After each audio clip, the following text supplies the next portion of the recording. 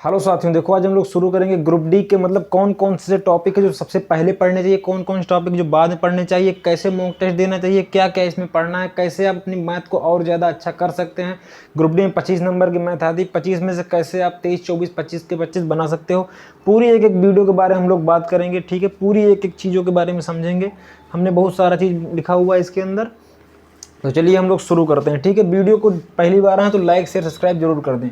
देखिए यहाँ पे लिखा हुआ है आरआरबी ग्रुप डी 2025 का एग्जाम जो है आपका नवंबर दिसंबर में, उसी के लिए वीडियो बन रही है। इसमें देखिए पहला चीज़ आपको क्या करना है, फार्मूला चार्ट। देखिए जितने भी फार्मूला हैं, जैसे कुछ चैप्टर ही ऐसे हैं जिनमें फार्मूला का काम पड़ता है, मतलब लगभग समय पड़ता है, लेकिन ज़्यादातर चैप्टर जिनमें बहुत, जैसे एल्जेब्रा हो गया, टोटल फार्मूला बेस्ड है। तो इसमें कुछ चैप्टर जो फार्मूला बेस्ड उनके बारे में हम लोग आगे बताएंगे। जैसे ये वाले चैप्टर जो हैं पूरे फार्मूला बेस्ड हैं, ठीक। तो इनके सबके बारे में भी बात कर रहे हैं। तो देखो जो जो चैप्टर के फार्मूले हैं, सारे फार्मूले आपको चाहे बोर्ड में, चाहे दीवार में, चाहे जहाँ आप लिख लीजिए, लिख के चिपका लीजिए, बढ़िया एकदम अच्छे से फार्मूला लिखा रहेगा तो आप ज़्यादा से ज़्यादा स्कोर कर सकते हैं, ठीक है। इसके बाद आती है कैलकुलेशन। कैलकुलेशन आप कैसे करेंगे, ठीक। तो मेरे पास एक ये बुक देखिए पड़ी हुई है, ये देखिए, ये बुक जो है सर मोहित गोयल सर की है।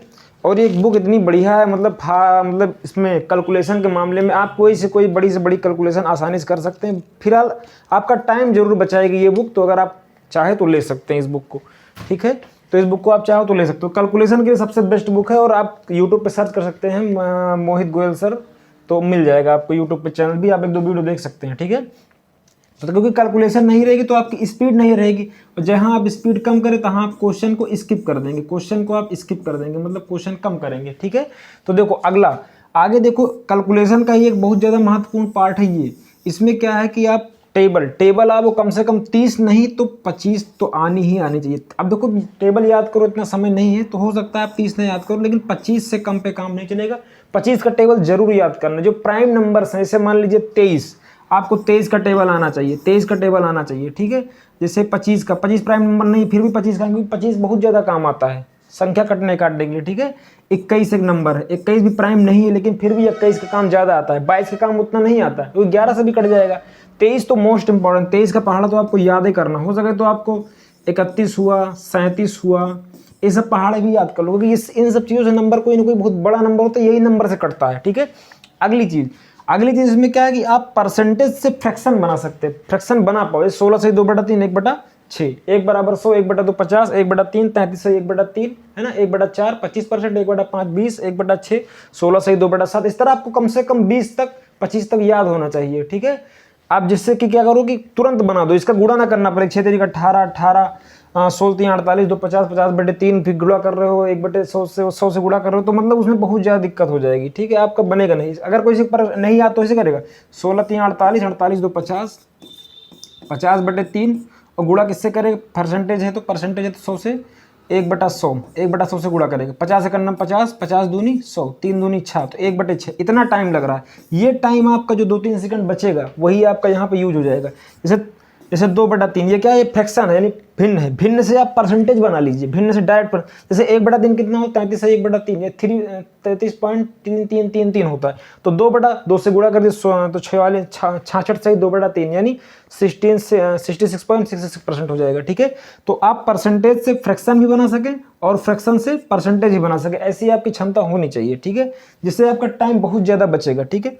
शॉर्टकट एंड ट्रिक्स, देखो सवाल को जब आप देखो तो कई बार आपको शॉर्टकट भी पता होने चाहिए। शॉर्टकट का मतलब जैसे कोई गुणा भाग करना, जैसे मान लीजिए 2 अंकों का गुणा करना, 2 अंकों का 2, जैसे 16 × 15, ये कितना, 11 × 15 कितना हो जाएगा, 15 × 10 150 हो जाएगा, और 15 1 15 तो 165 हो जाएगा। ये लिखना नहीं, ये सब अगर लिखोगे तो टाइम यही लिखने में ही चला जाएगा। बिना लिखे इसको कैसे आप कर सकते हो कि जैसे मान लीजिए कहीं लिखा 11 × 13, तो 11 × 13 कितना होगा, 13 का नाम 13, 143, तो यहाँ कितना जाए 143। मतलब आप चीज़ों को स्पीड में कर पाएँ। स्पीड में करना बहुत ज़्यादा जरूरी है मैथ के लिए, नहीं वरना आप रीजनिंग के लिए और साइंस के लिए और जीके जीएस के लिए टाइम खो दोगे, ठीक है। मैथ में स्पीड बहुत मैटर करता है। इसके बाद हम बात करेंगे स्ट्रेटजी के बारे में। देखो स्ट्रेटजी क्या होनी चाहिए आपकी। देखो पहले हम ये मान के चल रहे हैं कि आपने किसी न किसी टीचर से अपना सिलेबस जरूर खत्म किया होगा, ठीक है। तो इसमें करोगे कि आप जो भी नोट्स आपके पास है या फिर कोई बुक है आपके पास, उसका आप रिवीजन करोगे। रिवीजन कैसे करना है उसके बारे में आगे बताएंगे, कौन कौन चैप्टर पहले पढ़ना जो आगे आने वाले चैप्टर में मदद करेंगे, ठीक। नोट्स और रिवीजन आपको बढ़िया अच्छे से करना, ठीक है। क्लास नोट्स, कुछ लोग के पास क्लास नोट्स, जैसे गगन प्रताप सर का क्लास नोट्स है, किसी और का क्लास नोट्स है, तो उससे आप कर सकते हो, ठीक है। लेकिन जो रेलवे के लिए हैं उससे आप करोगे ज़्यादा बढ़िया होगा। वर्कशीट में जिससे कोई टीचर पढ़ाता है तो अपना एक वो देता है, वर्कशीट देता है, तो उससे भी आप लोग कर सकते हैं। हर चैप्टर के कम से कम आपको 50 से 60 सवाल लगाने हैं, मिनिमम 50 से 60 सवाल, चाहे वो छोटा हो चाहे वो बड़ा तो और आगे बढ़ सकते हैं। इसका आता है मिनी मॉक में, जैसे मान लीजिए परसेंटेज के ही कम से कम 25 सवाल होंगे, तो 25 सवाल करने के लिए आपको 25 मिनट दे दिया जाएगा। तो इससे होगा क्या, आप टेक्स्ट बुक भी कर सकते हैं, टेक्स्ट बुक से आप कर सकते हैं। इसमें अगर आप लेना चाहते हैं तो हमारा कोड लगा सकते हैं PhD UP2। इससे आप क्या होगा, मैक्सिमम आपका डिस्काउंट हो जाएगा टेक्स्ट बुक पे। टेक्स्ट बुक की वीडियो बना दी, आप लोग देख सकते हैं, ठीक। तो आपको मिनी मॉक टेस्ट देना ही देना। इसके बाद प्रैक्टिस सेट आपको लगाना है, फुल मॉक, जिसे हम लोग क्या कह सकते हैं, फुल मॉक आपको देना ही देना है डेली एक, क्योंकि ये 50 दिन लगभग बचे हुए हैं, तो डेली आपको एक मॉक टेस्ट जरूर देना है। नहीं तो आप मॉक टेस्ट देने से फायदा क्या होगा, आपकी एक्यूरेसी प्लस स्पीड दोनों बढ़ जाएगी। एक्यूरेसी मतलब आप ज़्यादा क्वेश्चन करोगे और गलत कम होगा, और स्पीड मतलब जल्दी करने का प्रयास करोगे, ठीक। आगे बढ़ते हैं। अगला देखो सवालों के प्रकार। देखो सवाल 4 प्रकार के आते हैं आरआरबी ग्रुप डी में, हर एग्जाम में 4 ही प्रकार के सवाल आते हैं। पहला नॉर्मल, बहुत नॉर्मल सवाल जो कि आप एकदम ऐसे आसानी से कर सकते हो, ठीक है। अब देखो दूसरा होता है हार्ड, थोड़ा मीडियम टाइप सा, तीसरा होता है हार्ड सवाल। तो आपको देखो नॉर्मल सवालों के लिए क्या करना है, आपको इस सब सारे सवालों के लिए, लगभग ज़्यादा हार्ड सवालों के लिए नहीं, लेकिन इसमें आपको 3-4 विधियाँ पता होनी चाहिए। नॉर्मल विधि मतलब जिससे वो लग रहा है आराम से, इसके बाद उसका शॉर्टकट भी अगर हो सके तो पता होना चाहिए। देखो जो सवाल नॉर्मल तरीके से लगेगा 1 मिनट में, वही सवाल शॉर्टकट से लग जाएगा 20 सेकंड में, तो शॉर्टकट भी पता होना चाहिए। एक चीज़ होता है अप्रॉक्सीमेशन मतलब अंदाजा। कई बार होता है विकल्प दूर होते हैं, इसमें आप अंदाजा लगा के उत्तर मार सकते हैं। तो अप्रॉक्सीमेशन बहुत जरूरी है, इसको आपको सीखना ही सीखना होगा, क्योंकि रेलवे के एग्जाम में बहुत ज़्यादा डाटा वाला खेल होता है। डाटा अगर इधर उधर हुआ तो सारा काम खत्म। अगला एलजेब्रा जैसे है, इसमें एक वैल्यू पुटिंग शब्द है, वैल्यू पुटिंग से सवाल हल हो जाते हैं, तो वैल्यू पुटिंग भी आप लोग सीख लेंगे अच्छे से, इसके बिना कुछ नहीं होने वाला, ठीक है। क्विज मतलब देखो, एक हम आपको एप्लीकेशन बनाएंगे मैथ्स ट्रिक्स करके, मैथ्स ट्रिक्स, प्ले स्टोर पे इसका एप्लीकेशन मिल जाएगा आपको। ये हमारा नहीं है, किसी और का है, लेकिन अच्छा है, जिसका भी ये बहुत अच्छा है। तो इसमें आपको कई तरीके से मैथ के छोटे क्विज आएंगे, जैसे इस नंबर को जोड़ना है 31 इसको, तो 50 2 52, ऐसे मतलब स्पीड में आपको जोड़ना घटाना सिखाया। घटाना जैसे मान लीजिए कोई है 17 47 -28, तो यहाँ से 20, यहाँ -1 यानी 19। इस तरह आप बहुत जल्दी घटा सकते हैं। इसमें मतलब बहुत बढ़िया तरीके से समझाया गया है, मतलब कर सकते हो आप लोग। तो मैथ्स ट्रिक्स से आप लोग क्या करोगे, कर लोगे, ठीक है। आगे बढ़ते हैं। अगला देखो, सबसे पहले जो आपको 4 चैप्टर निपटाने हैं, देखो अगर आपने कर लिए हैं तो आपको इनकी प्रैक्टिस करनी है, ठीक है। देखो इसमें क्या करना है आपको, सबसे पहले नंबर सिस्टम देखो बहुत सारा वेटेज बहुत ज़्यादा है नंबर सिस्टम का, ठीक है। तो नंबर सिस्टम को आप अच्छे से निपटा लेंगे। सरलीकरण में जो ये बोर्ड मास वाला यूज है आपका, पहले ब्रैकेट, फिर ऑफ, फिर डिवाइड, फिर मल्टीप्लिकेशन, फिर एडिशन और उसके बाद सब्ट्रैक्शन, है ना। तो इसके बारे में आपको अच्छे से पढ़ाई कर लेनी है। दशमलव और भिन्न के सवालों को बढ़िया से लगाना आता है। 1 से 2 क्वेश्चन हर शिफ्ट में आता है। एलसीएम एचसीएफ देखो, ये चैप्टर से हो सकता है कई बार सवाल ना आए, फिलहाल आता है, एक सवाल आता है, कई बार हो सकता है ना आए, तो उसका फायदा आपको यहाँ मिलेगा। देखिए ध्यान से, यहाँ 100%, यहाँ जब आप टाइमर 1 पे जाओगे तब आपको इसका फायदा बहुत ज़्यादा मिलेगा। चार्ल्स इसमें मिलेगा, नल टंकी में मिलेगा, है ना। जब आपको निकालना पड़ेगा, ऐसे एलसीएम करके निकालना पड़ेगा, कोई काम 15 दिन में कर रहा है, कोई काम 30 दिन में कर रहा है, एक किसी काम को 15, बी किसी काम को 30 दिन में कर रहा है, तो एलसीएम निकाल दो 60 आता है ना। तो जब एलसीएम निकालते हो तो बड़े बड़े डाटा, कई बार इसमें 1-2 डाटा और होंगे, तो अगर आप एलसीएम अच्छे से पढ़े रहोगे ये वाला चैप्टर, तो आप आगे जब आओगे यहाँ पर तो आपको बहुत ज़्यादा फायदा मिलने वाला है, ठीक है। फिलहाल इसका एलसीएम 30 होगा, कितना होगा 30, ठीक। इसके बाद क्या जाएगा, रेशियो पर। देखो रेशियो चैप्टर जो है सब सवाल भी आते हैं, लेकिन बिना रेशियो और परसेंटेज पढ़े आप किसी भी और चैप्टर को अच्छे से नहीं पढ़ सकते। बिना रेशियो और परसेंटेज पढ़े आप किसी भी चैप्टर को अच्छे से नहीं पढ़ सकते, ठीक। तो इसलिए आपको इसको पढ़ना है, और फिलहाल वेटेज भी बहुत बढ़िया इसका है, ठीक है।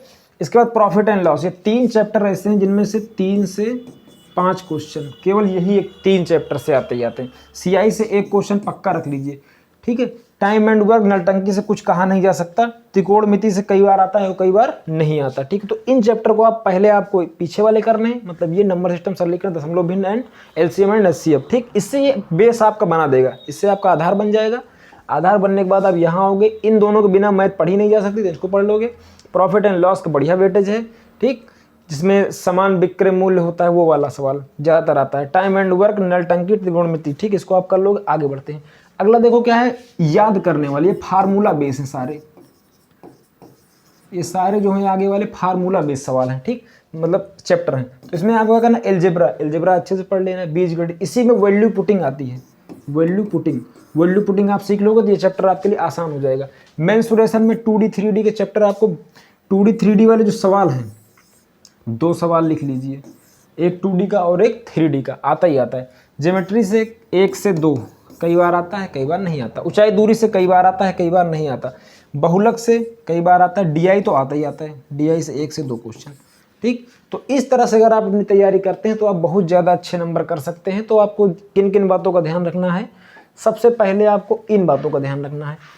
फ्रैक्शन, परसेंटेज, भिन्न का शॉर्टकट, ट्रिक्स, 2 अंकों की 2 अंकों से गुणा, फार्मूला, कैलकुलेशन के लिए आपकी यही वाली बुक अच्छी है, ठीक। आगे एक छोटी सी अनाउंसमेंट है, अगर आपको साइंस की कंप्लीट नोट चाहिए, साइंस की कंप्लीट नोट चाहिए तो 89 60 35 21 68 इस नंबर पे आप हाई लिख के भेजेंगे व्हाट्सएप पे।